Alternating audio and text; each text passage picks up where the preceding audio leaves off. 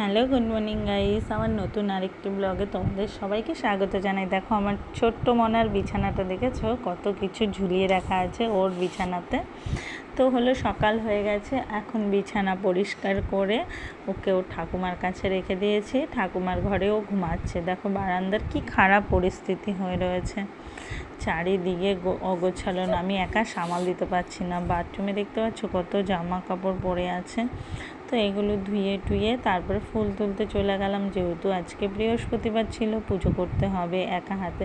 দেখো গাছের কত সুন্দর জবা ফুল আমাদের। তারপরে কচি বেলপাতা দিয়ে পুজো দিতে কার না ভালো লাগে। তারপরে ছুটকি ওঠার আগে চটপট বাসন ধুয়ে এসে এই দেখো মা শুয়ে আছে, মার পাশেই ছুটকি ঘুমাচ্ছে। যেভাবেই হোক তাড়াতাড়ি তো করতেই হবে বলো। মা দেখতে পাচ্ছ মার শরীরটা খুব একটা ভালো না। তো আমি এদিকে ঠাকুর বাসন ধুয়ে চলে আসলাম ঘরে। আবার একটু মুদিখানা দোকানে জিনিস আনতে যাব, যদিও মিমি আজকে বাড়ি নেই, মিমি গেছে স্কুলে। এই দেখো আমি জিনিস এনে স্নান করে নিলাম। তারপরে এখন বসবো পুজো দিতে। পুজো দেওয়া হয়ে গেলে ছুটকিকে চান করাবো। আজকে যেহেতু বৃহস্পতিবারের পুজো, অনেকটা টাইম লাগে। তাড়াতাড়ি করে সব গুছিয়ে নিলাম, কোনো রকমে পুজোটা করেছি। ছুটকি ঘুমাতে ঘুমাতে পাঁচালিটা রাত্রিবেলা পড়ি আমি বৃহস্পতিবার করে।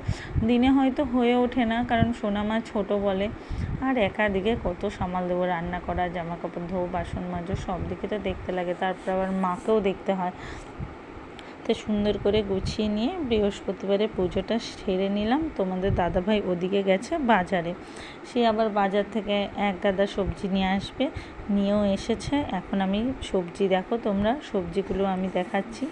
এতগুলো সবজি এনেছে, সব ধুয়ে টুয়ে ফ্রেশ করে এদিকে মাছ কেটে, তারপরে মাছ কাটিয়ে নিয়ে এসেছে, রান্না বসালাম। ভোলা মাছ কেমন লাগলো টাটা।